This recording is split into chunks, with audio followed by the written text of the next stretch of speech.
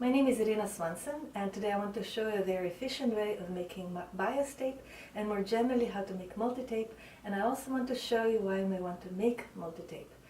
I will show multi-tape at the end, but first I start with bias tape.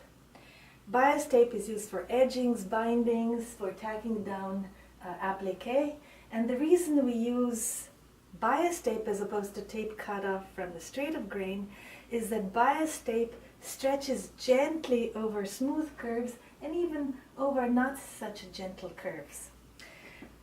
To make bias tape, typically we start with a rectangular piece of fabric, and then we cut that rectangular piece of fabric at 45 degrees, either with this slant or the other slant. We want to have a parallelogram. If we sew this triangle to the other side, then we can make more bias tape, but we will have an extra seam here, and in general you do not want to use seams at very sharp corners, so you have to plan ahead.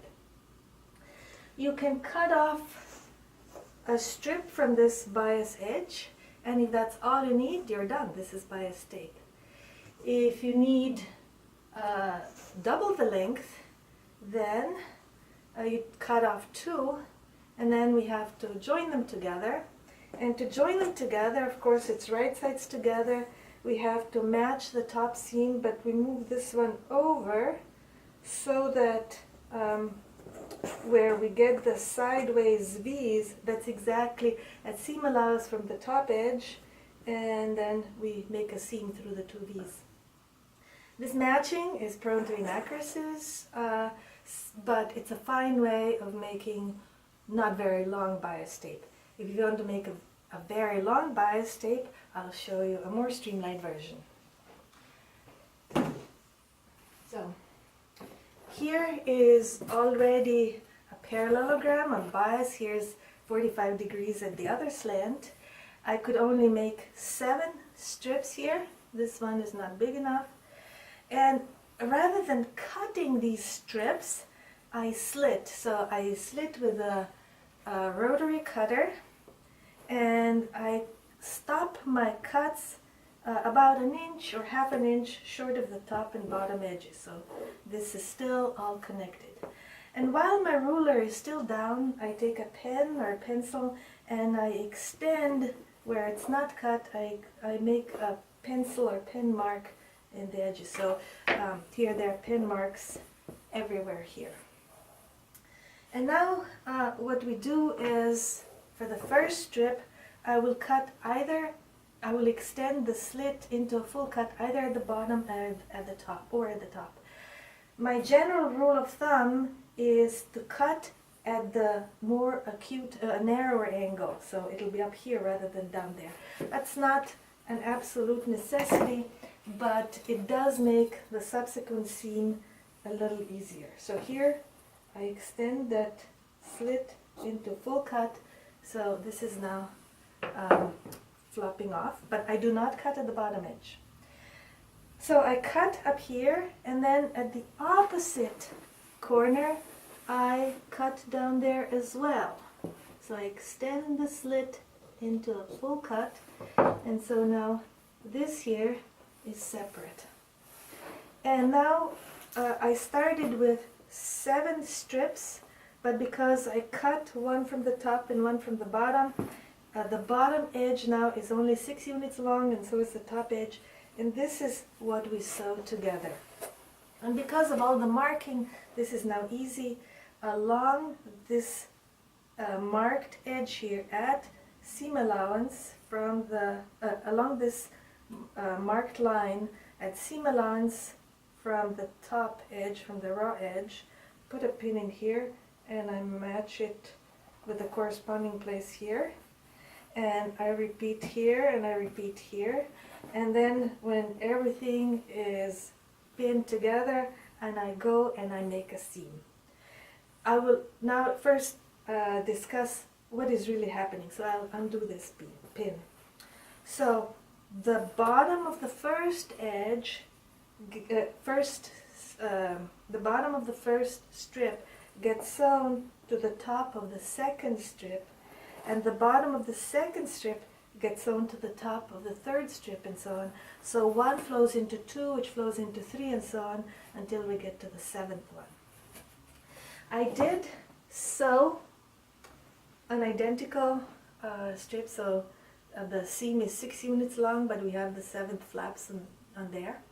And now I could press this latest seam, but instead I will just finger press as I go. So here is the 7th strip that gets joined to the 6th strip. So here is 6th strip that comes up over here. So I'm holding two ends of the 6th strip here. And then this end of the 6th strip is sewn to the 5th strip. And now between them, the two slits between them now form a one. So after possibly pressing that latest seam, I extend the slit into full cut, and I do that also on the next in the next place. So because the seam was 6 units long, there will be 5 of these cuts extending the slits. Here is finger pressing, open, there's 4, and here's number 5. Okay. Finger press, so it's more accurate. And now what we get is a 7 units long bias tape. Okay, so that's and you can make this arbitrarily long. Very easy and easy matching.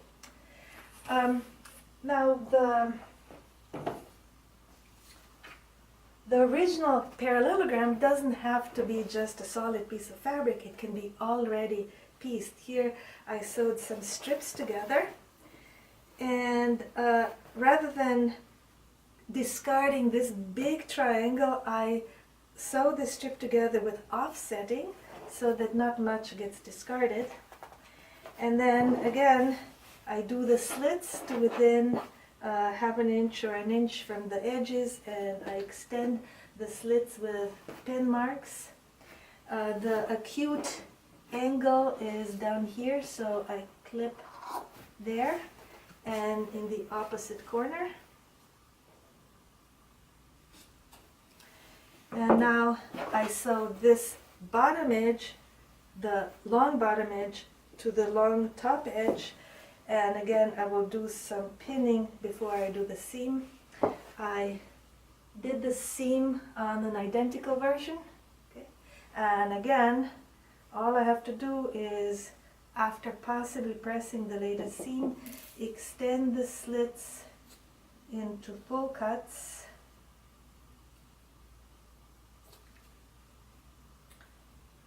One more.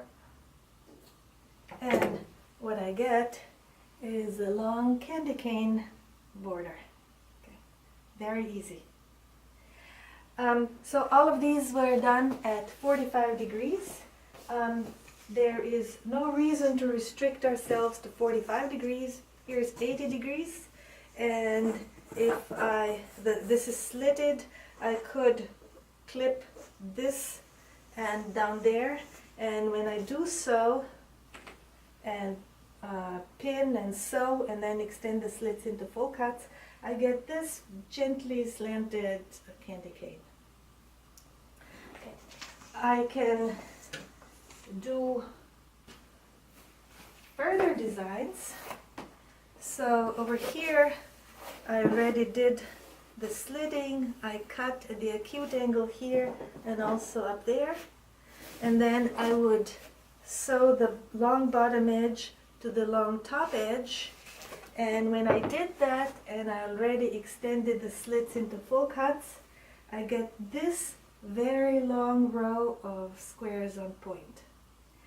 Incidentally, I can make 2 of these with 16 seams total. And do watch the video, a link is at the bottom of this description. Do watch the video on making rows of squares on point very fast.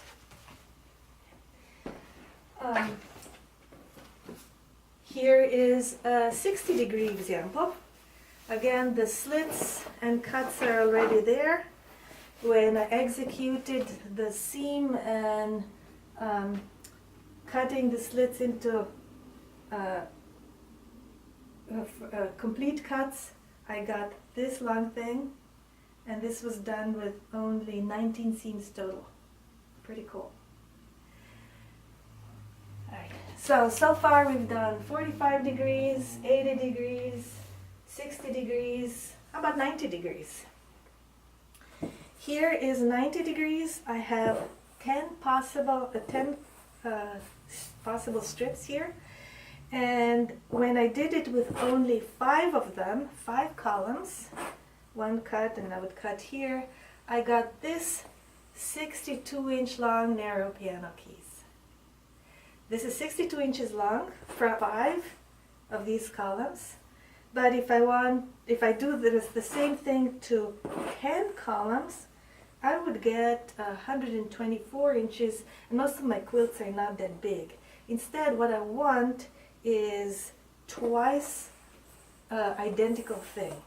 So one thing I could do is sew this together to get 124 inches and then undo the middle seam to get 2 parts. But there is a better way of doing that doesn't involve any undoing. So I want 2 identical tapes. So and now we transition into multi-tape. Rather than just making 1 tape, we will make 2.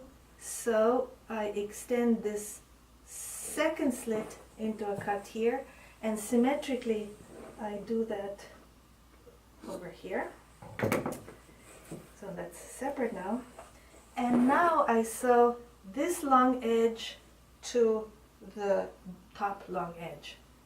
So what is happening is that the top of the first column is getting sewn to the bottom of the third.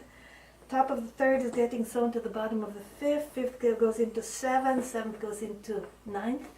And simultaneously and separately, the top of the second column gets sewn to the bottom of the fourth. And then 4 flows into 6, which flows into 8, which flows into 10. So we get 2 separate strips identical to this one. Just to make sure that you understand what's happening, I worked this out in different color. So identical, just different color. There are 2 flaps down here, 2 flaps on the other. I did the seam, and now all I have to do is, after possibly pressing, I'll just do finger pressing, I extend the slits into full cuts. 1. Okay, actually, I'll just, since this is 90 degrees, I can cheat and just, without finger pressing, I can just hold it like that.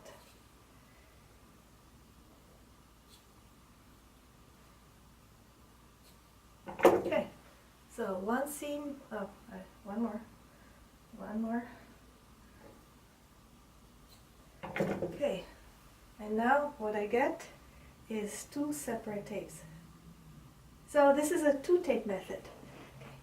If I wanted 3 tapes rather than 2, I would have cut 1 more cut down here and similarly up here. And what would happen there is that 1 would merge with 4 and 7 and 10. So the first tape would be 4 units long. The next tape 2 gets merged with 5 and then with 8 and no more, so it would be 3 units long. And the third one would be 3, 6, 9, also 3 units long. So we get 2 different lengths if you want to make 3 tapes and the number of possible columns is not a multiple of 3. Yeah. And similarly you can do 4 tapes and so on. I want to show you how I made this outer border on the quilt. There are 4 outer borders, so I am executing 4 tape. So here is already 4 tapes, the slits extended into full cuts down at the bottom, and similarly up there on top. And then I take the bottom long edge and sew it to the top long edge. And just like before, 1 flows into 5, 5 flows into plus 4, 9. so 3 units long. And here, since there are 12 total columns and I'm making 4 tapes, each one will be exactly 3 units long. I already did this after the cut and all the slits. I got 4 of these identical ones, and then I can't reach quite all the way to the top, but here is